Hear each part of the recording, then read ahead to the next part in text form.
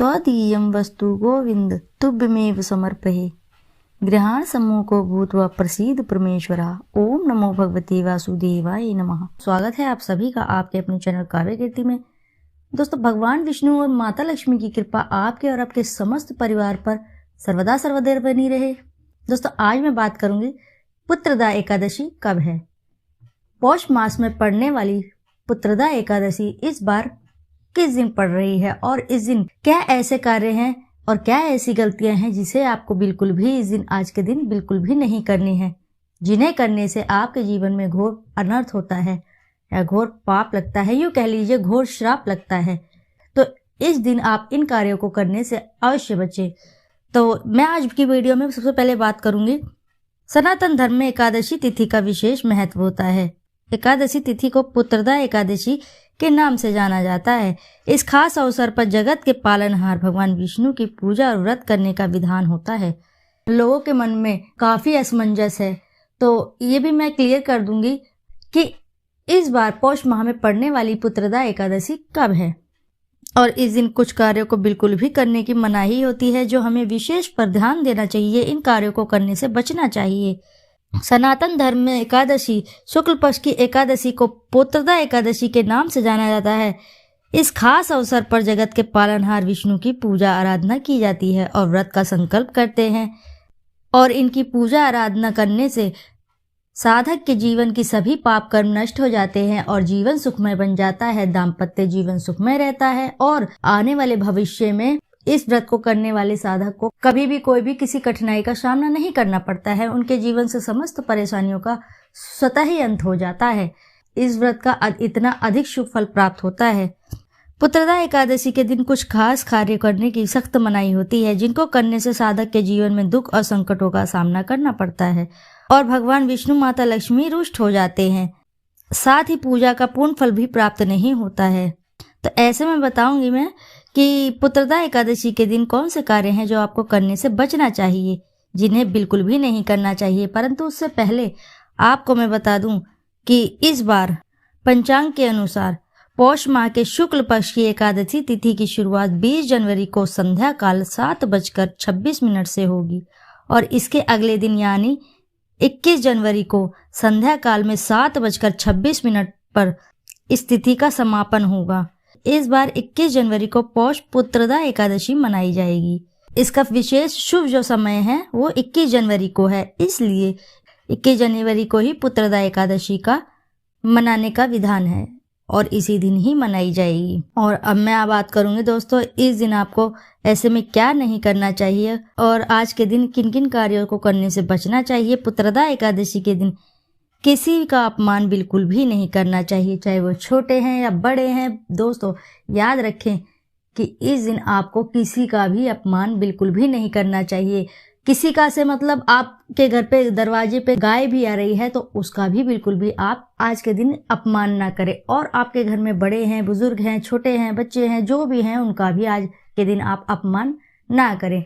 और जितना भी हो सके आज के दिन मीठी बोली बोले और आज के दिन बिल्कुल भी कटु वचन का इस्तेमाल ना करें, क्योंकि मीठे वचनों का इस्तेमाल करने वालों के ही घर में माता लक्ष्मी वास करती हैं। जिस घर में क्रोध ईर्ष्या होती है उस घर में माता लक्ष्मी वास नहीं करती हैं, उस घर में आलक्ष्मी वास करती है। उनकी बड़ी बहन आलक्ष्मी वास करती है। जहाँ आलक्ष्मी वास करती है वहाँ का वातावरण स्वतः ही खराब हो जाता है और उस घर में बिल्कुल भी लड़ाई झगड़े कलह कलेश चलते रहते हैं और आर्थिक स्थिति खराब होने लगती है।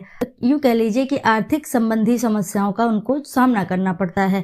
इसलिए आज के दिन आपको कटु वचन किसी को नहीं बोलने हैं और इस दिन तामसिक भोजन का सेवन बिल्कुल भी नहीं करना चाहिए। बहुत से लोग होते हैं तामसिक भोजन बहुत ही उनको प्रिय होता है, परंतु आज के दिन आपको इन सब चीज़ों का सेवन नहीं करना चाहिए। आपके घर में कोई मदिरा पान करता है या तामसिक भोजन का आहार करता है तो आज के दिन बिल्कुल भी इन कार्यों को बंद कर दें। आज के दिन इन कार्यों को बिल्कुल ही मनाही है, ये नहीं करना है आपको। इसके अलावा व्रती को सुबह की पूजा करने के बाद ही सोना नहीं चाहिए। जैसे कि आपने व्रत रखा है तो आपको सुबह उठकर पूजा करने के बाद आपको बिल्कुल भी सोना नहीं है। किसी न किसी कार्य में व्यस्त हो जाइए या तो इस दिन आपको पूरी सच्ची श्रद्धा से अपना पूरा ध्यान भगवान के ऊपर केंद्रित करना है, माता लक्ष्मी के ऊपर केंद्रित कीजिए आप इस दिन बिल्कुल भी निद्रा ना कीजिए, बिल्कुल भी नींद ना लें। आज के दिन तुलसी में जल ना दें, इस बात का विशेष ध्यान रखना है। आज के दिन बिल्कुल भी तुलसी में जल नहीं देना है, क्योंकि तुलसी माता एकादशी का निर्जला व्रत रखती हैं। आज के दिन माता तुलसी में जल नहीं देना चाहिए, क्योंकि वह भी निर्जला व्रत रखती हैं। इसलिए एकादशी तिथि के दिन तुलसी में जल नहीं देना चाहिए। इसके अलावा पुत्रदा एकादशी के दिन बाल और नाखून बिल्कुल भी कटवाने नहीं चाहिए। ऐसा करने से व्यक्ति को दोष लगता है। जो साधक ऐसा करते हैं उनको आज के दिन ऐसा नहीं करना चाहिए। और आज के दिन खासकर महिलाओं को बिल्कुल भी बाल भी नहीं धोना चाहिए। आप एक दिन पहले धो लें या एक दिन बाद में धो लें, परंतु आज के दिन आपको बिल्कुल भी बाल भी नहीं धोना है। इस बात का विशेष ध्यान रखें। और ये अगर आप गलतियां करते हैं तो आपसे भगवान विष्णु तथा माता लक्ष्मी दोनों ही रुष्ट हो जाएंगे। जब आपसे भगवान विष्णु रुष्ट हो जाएंगे तो आपको बिल्कुल भी इस व्रत का कोई फल प्राप्त नहीं होगा और इसके विपरीत आपको बहुत ही कठिनाइयों का सामना करना पड़ेगा और अशुभ फल भी प्राप्त हो सकता है। इसलिए आपको इन सब कार्यों से आज के दिन बचना चाहिए। आज के दिन किसी पशु पक्षी को परेशान भी ना करें। आपके घर पर कोई पशु पक्षी आता है तो उसे हो सके तो दाना खिलाइए। नहीं खिला सकते हैं तो आप उसको बिल्कुल भी टॉर्चर ना करें। आज के दिन उसकी सेवा कीजिए। आपसे जितनी बन पड़े आप सेवा कीजिए। नहीं बन पड़ता है तो कोई बात नहीं है, आप कुछ मत कीजिए, लेकिन उनको परेशान ना करें। और इस दिन किसी के लिए ईर्ष्या ना रखें। आपके मन में किसी के लिए बुरा व्यवहार ना हो, आपके दिमाग में ना चल रहा हो कुछ किसी के प्रति, किसी के लिए आपके दिमाग में ईर्ष्या ना चल रही हो, बुराई ना चल रही हो। किसी के लिए बुरा नहीं सोचना चाहिए। यदि आज के दिन आप बुरा सोचते हैं तो भगवान को बुरा लगता है, माता लक्ष्मी को बुरा लगता है, भगवान विष्णु को बुरा लगता है, क्योंकि इनका आपने व्रत रखा है या पूजा भी आज के दिन की है तो भी उनका ध्यान आपके ऊपर केंद्रित होता है। जब आपके मन में, आपके दिमाग में, आपके जहन में कुछ किसी के प्रति भी बुरा विचार आया है या आएगा या आ सकता है तो भगवान आपके ऊपर ज़्यादा केंद्रित करेंगे और आपका इसका बिल्कुल भी शुभ फल प्राप्त नहीं होगा। इसलिए आज के दिन आपको इन सब कार्यों से बचना चाहिए। किसी के प्रति बिल्कुल भी बुरा ना सोचें और जितना हो सके सबकी भलाई ही करें। जितना आप किसी की भलाई करेंगे उतना ही आपको भगवान अच्छा फल देंगे, अच्छा शुभ फल देंगे, उतनी ही आपकी पूजा अर्चना सफल हो जाएगी। आज के दिन आपको इन सब कार्यों से बिल्कुल ही बचना चाहिए। एकादशी का हर व्रत पवित्र माना जाता है। एकादशी व्रत में कुछ नियमों का पालन करना आवश्यक होता है। यदि आप एकादशी का व्रत रखते हैं तो उसे सफल बनाने के लिए तथा उसका फल पाने के लिए आपको किन्हीं बातों का और किन्हीं नियमों का पालन अवश्य ही करना चाहिए।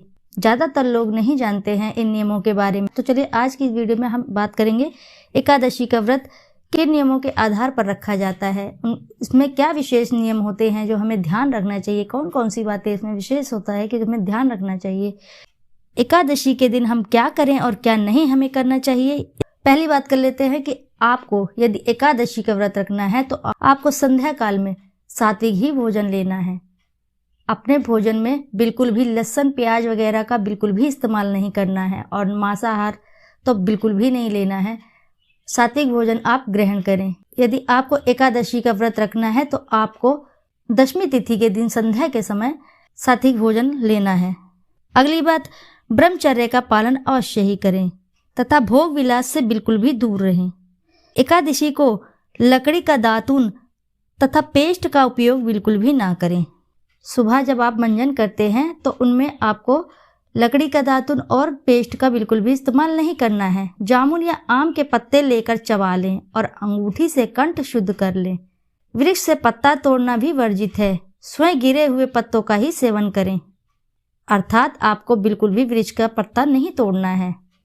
अपने नित्य कर्मों से निवृत्त होकर स्नान आदि करके स्नान जल में थोड़ा सा गंगा जल मिश्रित करके आप पवित्र हो जाएं। इसके पश्चात मंदिर में जाकर गीता का पाठ करें या पुरोहित आदि से श्रवण करें। अगली बात है, प्रभु के सामने इस प्रकार संकल्प करें, आज मैं चोर, पाखंडी और दुराचारी मनुष्य से बात नहीं करूंगा और ना ही किसी का दिल दुखाऊंगा। गौ ब्राह्मण आदि को फल आहार व अन्नादि देकर प्रसन्न करूंगा। रात्रि को जागरण व कीर्तन करूंगा। ओम नमो भगवते वासुदेवाय इस 12 अक्षर मंत्र का अथवा गुरु मंत्र का जप भी करूंगा। राम कृष्ण नारायण इत्यादि विष्णु सहस्त्र नाम को कंठ का भूषण बनाऊंगा। ऐसी प्रतिज्ञा करके श्री विष्णु का स्मरण कर प्रार्थना करें, हे त्रिलोकपति, मेरी लाज आपके हाथ में है, अतः मुझे इस संकल्प को पूरा करने की शक्ति प्रदान करें। मौन जप, शस्त्र पठन, कीर्तन, रात्रि जागरण आदि व्रत में विशेष लाभ पहुंचाते हैं। आज के दिन अशुद्ध द्रव्य से बने पेय न पिएं। कोल्ड ड्रिंक, ड्रिंक्स, एसिड आदि डाले हुए फलों से डिब्बा बंद रसों को बिल्कुल भी ना पिएं। 2 बार भोजन बिल्कुल भी ना करें। आइसक्रीम व तली चीज़ों को ना खाएं। फल अथवा घर में निकला हुआ फल का रस व थोड़े दूध या जल पर रहना विशेष लाभदायक है। व्रत के दशमी, एकादशी और द्वादशी के दिन, इन 3 दिनों में कांसे के बर्तन में मांस, प्याज, लहसुन, चावल, मसूर, उड़द, चने, शाक, शहद, तेल और अधिक जल का सेवन बिल्कुल भी ना करें। व्रत के पहले दिन दशमी को और दूसरे दिन द्वादशी को हविष्यान्न, जौ, गेहूं, मूंग, सेंधा नमक, काली मिर्च, शर्करा और गौघृत आदि का 1 बार भोजन करें। फल आहारी गोभी, गाजर, शलजम, पालक, कुल्फा का साग इत्यादि सेवन नहीं करना चाहिए। आम, अंगूर, केला, बादाम, पिस्ता इत्यादि अमृत फलों का सेवन करना चाहिए। जुआ, निद्रा, पान, पराई निंदा, चुगली, हिंसा, चोरी, मैथुन, क्रोध तथा झूठ, कपट आदि अन्य कुकर्मों से नितांत बिल्कुल ही दूर रहना चाहिए। बैल की पीठ पर सवारी बिल्कुल भी ना करें। आज के दिन भूलवश किसी निंदक से बात हो जाए तो इस दोष को दूर करने के लिए भगवान सूर्य के दर्शन तथा धूप दीप से श्री हरि की पूजा कर क्षमा मांग लेनी चाहिए। आज के दिन घर में स्वयं ही झाड़ू नहीं लगानी चाहिए, इससे चींटी इत्यादि सूक्ष्म जीवों की मृत्यु का भय हो जाता है। इस दिन बाल बिल्कुल भी ना कटवाएं। मधुर बोल बोलें, अधिक बिल्कुल भी ना बोलें। अधिक बोलने से ना बोलने से योग्य वचन भी निकल जाते हैं, इसलिए आपको अधिक बोलने से बिल्कुल ही बचना चाहिए। सत्य भाषण करना चाहिए, बिल्कुल ही सत्य वचन बोलना चाहिए। आज के दिन यथाशक्ति अन्न दान करें। आपके सामर्थ्य अनुसार आप अपना दान कर सकते हैं। आज के दिन सामर्थ्य अनुसार इस दिन दान जरूर करिए, किंतु स्वयं किसी का दान दिया हुआ कदापि ग्रहण ना करें। प्रत्येक वस्तु भोग को लगाकर तथा तुलसी दल छोड़कर ग्रहण करनी चाहिए, परंतु यदि आप भोग लगा रहे हैं तो उसमें तुलसी दल का आप अवश्य ही प्रयोग कीजिए, क्योंकि तुलसी दल भगवान विष्णु को बेहद ही प्रिय है। यदि प्रसाद में तुलसी दल छोड़ दिया जाता है तो भगवान विष्णु बेहद ही प्रसन्न हो जाते हैं, इसलिए आप भगवान विष्णु के भोग में तुलसी दल अवश्य ही प्रयोग करें। तो दोस्तों, आशा है कि जानकारी से लाभ अवश्य ही प्राप्त होगा। यदि जानकारी आपको अच्छी लगी है तो वीडियो को जरूर लाइक करें, साथ ही चैनल को सब्सक्राइब करें और अपनी सच्ची श्रद्धा से कमेंट बॉक्स में एक बार जरूर लिख दें, जय श्री हरि, जय माँ लक्ष्मी। फिर मिलते हैं ऐसी ही किसी नई जानकारी के साथ। जब तक के लिए नमस्कार।